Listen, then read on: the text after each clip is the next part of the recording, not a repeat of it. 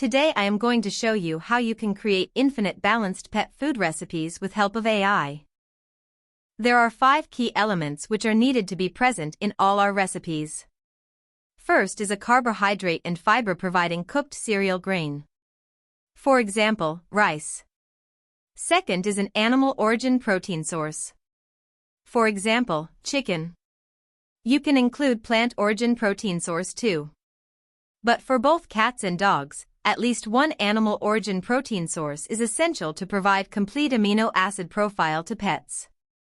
The third is a fat source. For example, fish oil or vegetable oil. The fourth is mineral source. Your recipe may already contain minerals like calcium, phosphorus, etc. If they are in inadequate quantities, then we need to add supplements to make the recipe nutritionally complete. The fifth is multivitamin and trace mineral source. Similar to minerals, we need to check the adequacy in the recipe, and if found inadequate, then we need to provide adequate amount of supplements. Now let us understand carbohydrate to protein ratio in your recipe. For cats, the ideal ratio is 1:1 to 2:1. That means, if you are choosing rice as your carbohydrate source and chicken as your protein source, then to achieve 1:1 ratio you need 1 cup rice and 1 cup chicken. To achieve 2:1 ratio, you need 2 cups rice and 1 cup chicken. In terms of percentage, a homemade cat food recipe should contain at least 35 to 50% meat. In case of dogs, the carbohydrate to protein ratio is 2:1 to 3:1. In terms of percentage, at least 25 to 30% should be meat. Let us now study this sample recipe. Ground beef, 10% fat, pan-browned, 5 ounces. Rice, white, long grain, cooked, 2 cups. Canola oil, 2 teaspoons. Infinite such recipes are available on the internet claiming to be complete pet food recipes. By looking at this recipe, you cannot make out easily what is the carbohydrate to protein ratio or the nutrients that the recipe might contain. So pet parents or veterinarians cannot trust the status of such random recipes, whether it is nutritionally appropriate for your pet or not. The solution to this problem is simple. And that is to convert different units of measurements like ounces, pounds, teaspoons, etc. into a single unit of measurement, and that is grams. Also notice how the recipe describes its ingredients. Beef is in ground form. So you have to mention form of the ingredient like ground, minced, roughly chopped, finely chopped, etc. It has 10% fat. So try to mention fat percent of your meat source. And finally, the cooking process is mentioned. That is, the beef is pan-browned. So you must remember to mention the cooking process of your ingredient like steamed, grilled, fried, and so on. Similarly, the variety of rice is mentioned. Here it is of a long grain variety. It is also mentioned that the rice is cooked. A pro tip from vet here: always cook your meat source and rice source separately, weigh them separately, and then mix in the bowl to make pet food recipe. This will ensure that we estimate almost accurate quantities of nutrients present in our recipe. You can take help of ChatGPT by using above mentioned prompt and get all your ingredients in grams. Before we proceed further, I want you to download the recent 2024 FEDIF guidelines from Google. I will put the link to the guidelines in the description box as well. FEDIF stands for Fédération Européenne de l'Industrie des Aliments pour Animaux de Compagnie, which translates to European Pet Food Industry Federation. These guidelines are similar to AAFCO guidelines, but I feel they are more refined and updated, providing better guidance on nutritional requirements of pets. If you are a dog pet parent, then turn to the page where there is Table 3B, which states recommended nutrient levels for complete dog food unit per 1,000 kilocalories metabolizable energy. Similarly, if you are cat pet parent, turn to the page where there is Table 4B, which states recommended nutrient levels for complete cat food unit per 1,000 kilocalories metabolizable energy. First, let us see what information is given in the Table 3B. Please refer to the table as I explain you the details. It shows us recommended nutrient levels for complete dog food unit per 1,000 kilocalories metabolizable energy. That means first we need to ascertain what quantity of our recipe gives 1,000 kilocalories. I will explain how you can do so with help of AI in just a bit. For now, let us study this table. The first column contains name of nutrient. For example, protein, fat, vitamins, etc. There are around 45 nutrients for us to study per recipe. The second column tells us the unit of measurement of that nutrient. For example, unit of protein is grams. That means we have to check how many grams of protein is present in our recipe and compare it with this PDF chart. Similarly, selenium is measured in micrograms, vitamin A in international units, and so on. The third column gives us minimum recommended levels. That means at least this amount of nutrient under consideration must be present in our recipe. Our recipe might contain higher levels of nutrients but should not contain lower than the recommended level. Logically, minimum nutritional requirement for sedentary adult dog should be different to that of an active adult dog. Nutritional requirement of growing puppy will be different from senior pet. That of pregnant and lactating animals will obviously be higher. Hence, to give us clarity of which lifestage requires what amount of nutrients, this third column is further divided into 4 parts. Let's call them columns 3A, 3B, 3C and 3D. 3A contains nutrients recommended for sedentary or less active adult dog. It is titled as adult based on MER 95 kilocalories per kg body weight raised to 0.75. Column 3B is for more active dogs. It is titled as adult based on MER 110 kilocalories per kg body weight raised to 0.75. Column 3C is for the early growth period of puppies, that is from weaning to 14 weeks of age, and also for females in pregnancy and lactation stages. Understandably, all these stages require more amount of nutrients. Column 3D shows us minimum amount of nutrients required for late growth stage of dogs. That is above 14 weeks of age till 1 year or adulthood. You must be wondering, what is 95 or 110 kilocalories per kg body weight raised to 0.75? I will explain you the calculations in the next video, where we will talk about tailored calculations for your own pet. For now, we just need to compare nutrients in our recipe with the appropriate lifestage specific column for your pet. Final column tells us maximum limit. The nutrients should not exceed above this level, as that might cause toxicity symptoms in the pet. Don't worry, as most homemade recipes are way below the maximum limit. However, it is always helpful to keep this limit in mind for the safety of our pet.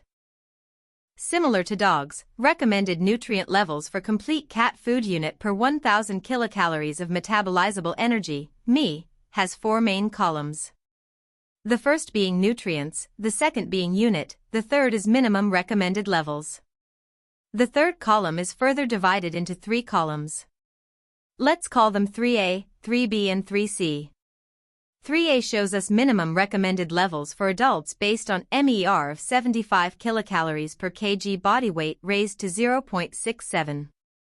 Column 3B shows recommended levels for adults based on MER of 100 kilocalories per kg body weight raised to 0.67. Column 3C is for growth stage, that is after weaning, and also for reproduction stages of female cats like pregnancy and lactation. And the fourth final column is the maximum limit, similar to what was discussed for dogs. What is MER of 75 or 100 kilocalories per kg body weight raised to 0.67? Will be discussed in the next video, where we will learn how to calculate nutrient requirement of your own pet cat. For now, we will use the values given in your pet's specific lifestage column to amount of nutrients present in your recipe. Remember that your recipe should have higher values, or at least recommended levels, to make the recipe nutritionally balanced for your cat. Remember to not exceed the maximum level of each nutrient shown in the above table as well. Let's now ask ChatGPT to do the nutritional analysis of our sample recipe. Type in the exact prompt: ground beef, 10% fat 142 grams, cooked white long grain rice 316 grams, canola oil 9 grams.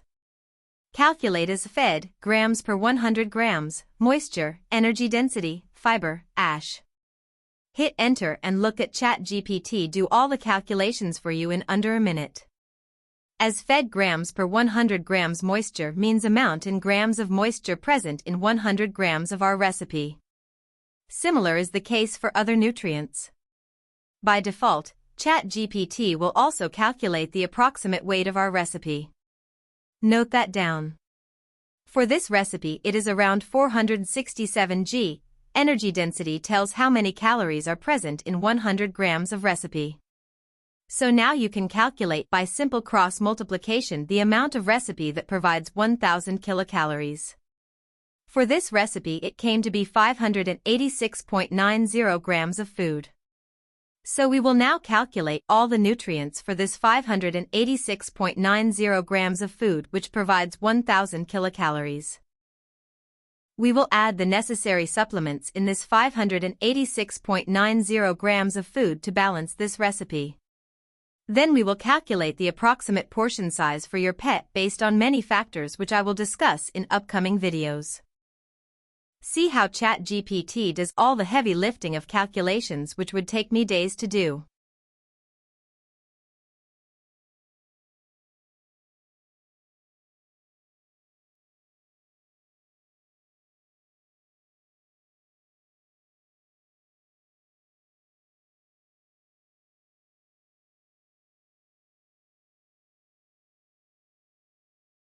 Now comes a repetitive task for you. Just like we have typed the prompt calculate protein in grams per 1000 kilocalories me here, you have to type name of each and every nutrient and the required unit of it present in the PDF guidelines to get data for all the 45 nutrients. Why do we do it in this boring, repetitive way? Why don't we type in all the 45 nutrients and ask ChatGPT to present in a tabular format all the data? I have tried that and I found that though ChatGPT gives out the data in beautiful tabular format, it does makes mistakes.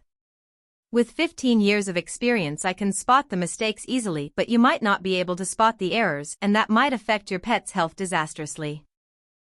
Alright, so following the same process I have obtained the data from ChatGPT. Here you can see that the protein, fat and amino acid profile is above the recommended levels when compared with PDF guidelines. In the blue font are the values from PDF guidelines for an adult dog based on MER 95 kilocalories per kg body weight raised to 0.75. And in the black font are the values obtained by ChatGPT for our sample recipe. Next to that is a green tick wherever nutrients in the recipe are in adequate amount. You can see a red inverted triangle showing that the recipe lacks adequate amounts of those nutrients. You can observe minerals like calcium, phosphorus etc., and vitamins like A, D etc. are severely less in this recipe. So to balance out that we need to take help of supplements. Can't we add a food ingredient rich in calcium like cheese or green leafy vegetables etc. in our recipe? Of course you can, but when we talk about say cheese as being a rich source of calcium, are we not overlooking the extra calories, protein and other nutrients that it may contribute to the recipe? So if you choose to add extra food ingredients at this stage and alter the original recipe, then you will have to redo all the repetitive nutrient analysis calculations which we have already done to check how nutritionally balanced this altered recipe is. In short, if you add any food ingredient later in view of balancing or completing your recipe, then you will have to treat it as a new recipe and begin your calculations from scratch. Now let us assume that we are happy with our recipe and we wish to complete this recipe by adding necessary supplements. There are two options. First is to keep adding individual salts of each and every mineral and vitamin that is deficient in appropriate amounts. For example, 2 mg of calcium carbonate, 0.5 mg of magnesium glycinate, 0.04 mg of vitamin B1 and so on till you add all the deficient vitamins and minerals. This does not seem practical at all. After all, you cannot convert your kitchen into chemistry laboratory. The next best option is to use multivitamin supplements available in the market. Like I have shown here. First, study its label. It gives us the serving size. That is, serving size is 1 tablet when it says 1 tablet contains so and so. Similarly, note serving size of syrups. They will mention each 5 milliliters contains so and so. Or each 10 milliliters contains so-and-so. The serving size of syrup will then be 5 milliliters or 10 milliliters respectively. Now enter each ingredient quantity from the label into the prompt shown here. Also enter how much of this vitamin or mineral is present in your recipe and the target PDF value. Enter the prompt and see how ChatGPT does all the calculations for you in the blink of an eye. Of course, it will be a repetitive task for us to do it for each and every ingredient on the label, but the results are quite consistent when you do it this way. A word of caution: always check units in all your values. For example, we have derived value of calcium in grams in our recipe. But our bottle of supplement may contain 50 milligrams. Of course, ChatGPT will handle all the conversions. But make sure you enter correct units everywhere. Let's see an example here. Enter the prompt in this way. A bone meal powder from Now Company contains 80% calcium. Serving size is 1 teaspoon, approximate 2.8 grams. A homemade dog food recipe contains 0.06 grams per 1000 kilocalories me calcium.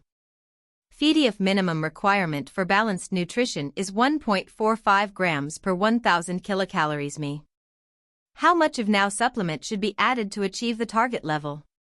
Note here we have described the supplement company name, label amounts, serving size, amount of calcium present in our recipe, amount required by PDF.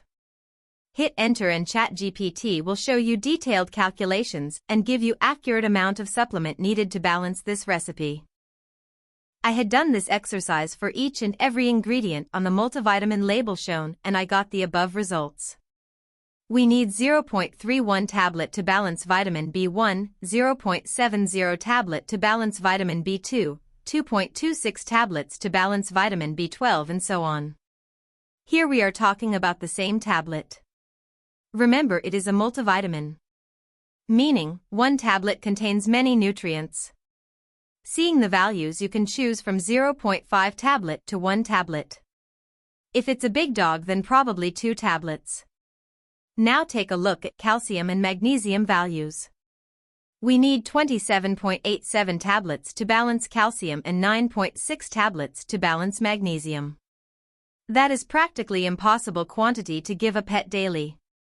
So we cannot balance calcium and magnesium by using this tablet. We have to look for another supplement like calcium carbonate, bone meal powder, magnesium glycinate, etc. The point is, when you get such large, impractical values, you research and find out more concentrated source of those nutrients. Maybe you will have to take help of individual salts as well. This is true in case of syrup supplements too. 5 milliliters to 10 milliliters is fine, but if you get values like say 150 milliliters, then obviously you will have to research for more concentrated source which will need less dose. While supplementing, always remember toxic value or maximum value from PDF table.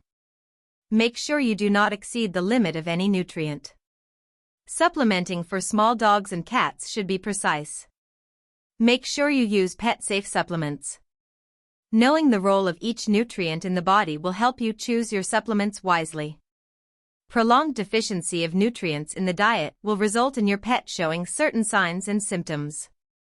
Each nutrient deficiency is manifested differently. Research these signs and symptoms and observe your pet daily for the positive or negative changes seen when you shift to homemade diet. Most pets do really well on homemade food. So don't be scared. Just implement each step methodically as shown here. If you are still overwhelmed by calculations, you can connect with me through WhatsApp and we can brainstorm recipes for your pet together. Or you can take your vet's guidance as well. Similar to deficiency symptoms, there are toxicity symptoms as well. Make sure to learn about them as well. For normal healthy pets, this information is more than enough to create balanced recipes.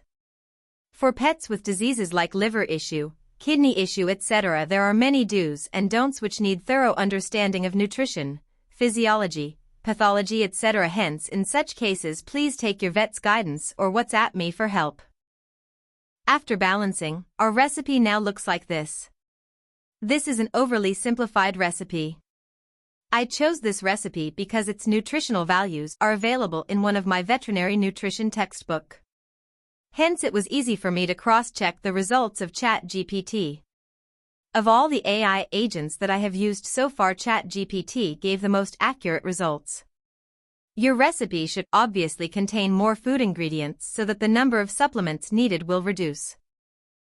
Finally, remember this piece of information which we got from ChatGPT. We will find the portion size for your pet by using this data in the next video. If you liked this video, please share it with another pet parent who is eager to cook food for his or her pet. If you need any guidance, please let me know in the comment section.